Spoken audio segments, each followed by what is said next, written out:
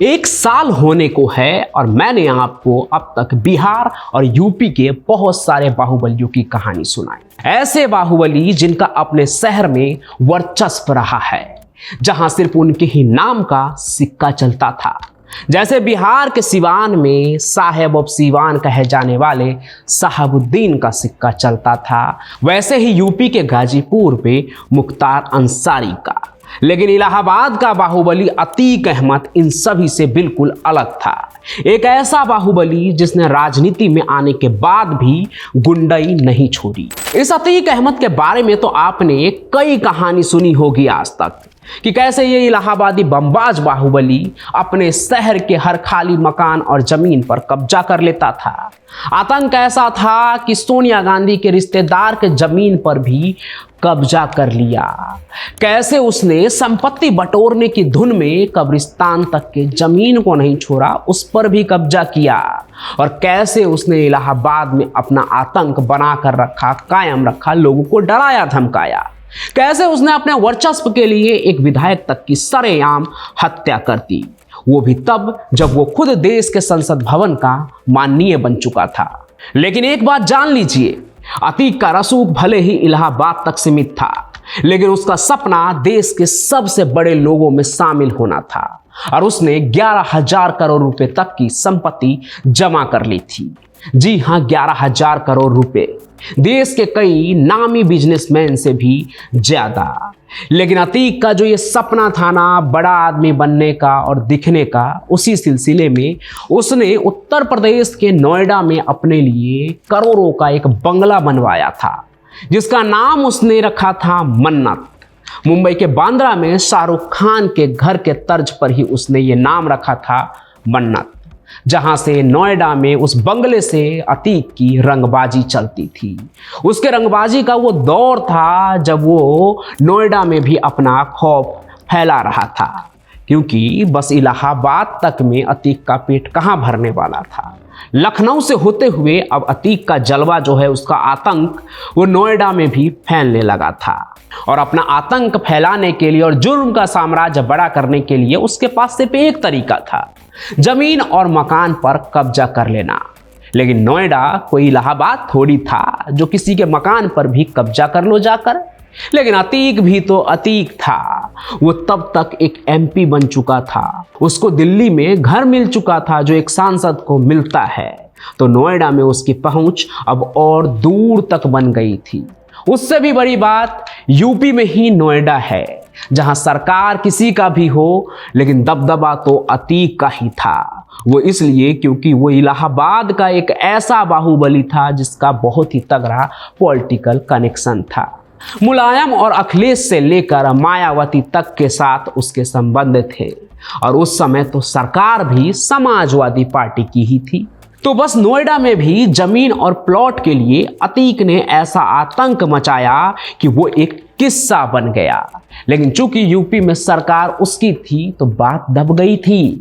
लेकिन अब उसके मौत के बाद इसी नोएडा में उसके जुर्म की एक ऐसी कहानी निकल रही है जिसे शायद आज से पहले आपने कभी नहीं सुना होगा, कि अतीक अहमद ने कुछ ऐसा भी किया था देश की राजधानी से सटे नोएडा में, जहां अतीक अहमद एक सांसद होते हुए भी एक सरकारी अफसर के घर में घुसकर हथियार के दम पर आतंक मचाने लगा और कोई उसे छू भी नहीं पाया।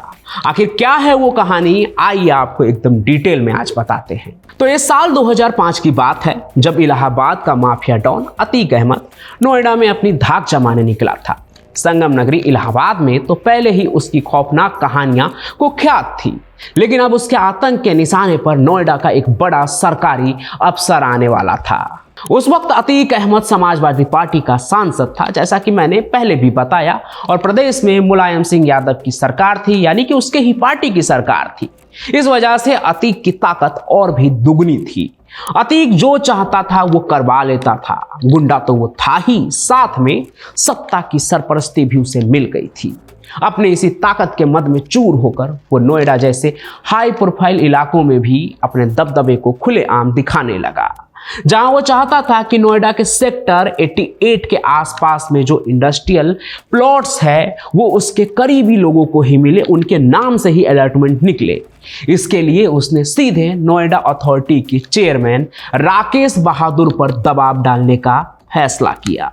फिर एक दिन अतीक अहमद अपने कुछ साथियों के साथ नोएडा के वीआईपी सेक्टर 14A में पहुंचा, जहां उसने नोएडा और ग्रेटर नोएडा के तत्कालीन चेयरमैन राकेश बहादुर से मिलने की जानकारी उनके कार्यालय को दे दी। ये वो दिन था जब उस समय नोएडा के प्राधिकरण के कई अधिकारी जो है ना, वो चेयरमैन राकेश बहादुर के घर पर ही, उनके आवास पर ही मौजूद थे, जहां अतीक गुंडाई करते हुए बिना किसी अपॉइंटमेंट के जा धमका। अतीक अहमद के आतंक से सभी वाकिफ थे, सभी को पता था उत्तर प्रदेश की इलाहाबाद का ये बाहुबली कितना खौफनाक और कितना आतंकी है। इसके साथ ही वो ये भी जानते थे कि अतीक अहमद चाहता क्या है उनसे, जो सही नहीं था असल मायने में। इसलिए जैसे ही अतीक आया चेयरमैन से मिलने के लिए, उन्होंने इनकार कर दिया मिलने से और बहाना ये बनाने को कह दिया अपने अफसरों से या अपने जो स्टाफ थे उनको कि बोलो कि चेयरमैन साहब घर पे नहीं हैं। इसके बाद अतीक अहमद ने वहां मौजूद बाकी अधिकारियों से सेक्टर 88 के आसपास के इंडस्ट्री के प्लॉट को उनके लोगों के नाम पर आवंटित करने को कहा। लेकिन जब अधिकारियों ने ये जाहिर कर दिया कि ऐसा होना तो मुमकिन नहीं है, तो अतीक का गुस्सा जैसे फूट ही गया। फिर जिस अतीक को वहां से वापस जाने को कहा गया, वो अपने हथियारबंद साथियों के साथ चेयरमैन राकेश बहादुर के घर में धावा बोल देता है, उनके ड्राइंग रूम में रखे कुर्सी पर जाकर बैठ जाता है और पूरे घर को ही हॉस्टेज बना लेता है। यानी चेयरमैन राकेश बहादुर को उनके ही घर में अतीक ने बंधक बना लिया। लेकिन वो डर के मारे अतीक के सामने नहीं आते हैं और कमरे में ही छिपे रहते हैं। इधर ड्राइंग रूम में अतीक आराम से बैठा होता है और उसके गुर्गे तोड़ फोड़ मचा रहे होते हैं, गाली गलौज कर रहे होते हैं। अब आपको ये सब ना कोई फिल्म का सीन लग रहा होगा, जैसे साउथ की फिल्मों में होता है ना कि कोई अपना दबदबा दिखाते हुए सरकारी अफसर के घर में घुस जाता है। लेकिन ये उत्तर प्रदेश की नोएडा में अतीक के आतंक की असली कहानी है, वो सच्चाई जो अब सामने आ रही है। अतीक वहीं बैठा इंतजार करने लगा कि जब तक चेयरमैन उससे मिलेगा नहीं तब तक वो वहां से जाएगा नहीं। मतलब वो अपनी बात मनवाने के लिए वहां बैठा था और चेयरमैन अपने ही घर में छिपे बैठे थे, क्योंकि वो अतीक के सनकपन से वाकिफ थे कि वो कुछ भी कर सकता है, इसलिए छिपे रहना ही सही है।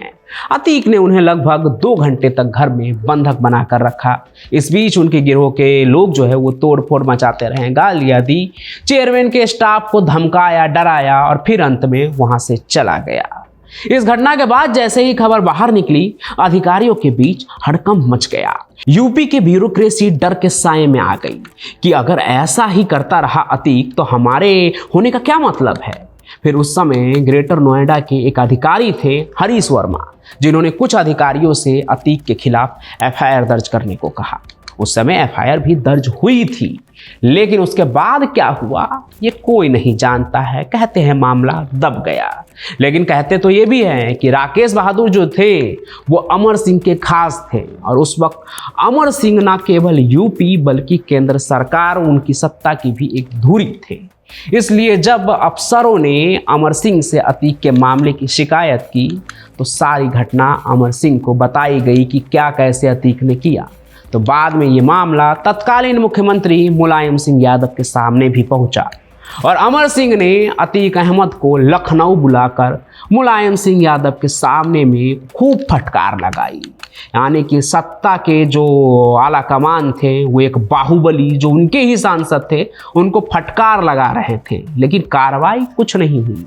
कोई अतीक अहमद को छू भी नहीं पाया और अतीक को तो इन सभी चीज़ों से जैसे कोई फर्क ही नहीं पड़ा। क्या फर्क पड़ने वाला था, वो पहले भी इस तरह की घटनाओं को अंजाम दे चुका था और आगे भी ऐसा करता रहा।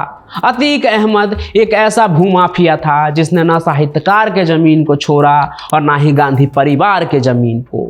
जिस जमीन पर उसकी नजरें जाती वो उसे हथियाने की पूरी कोशिश करता।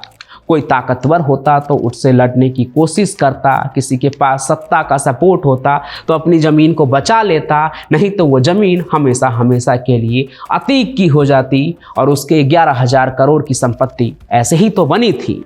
लेकिन जिस तरह से उसने 21वीं सदी में भी नोएडा में अपना आतंक मचाया और बचा रह गया, उस पर कोई कार्रवाई नहीं हुई और उसकी सच्चाई अब उसके मौत के बाद बाहर आ रही है, तो ये सरासर उस समय की पुलिस और सरकार की नाकामी को दिखाता है, जो अपने सरपरस्ती में गुंडों को पालते थे।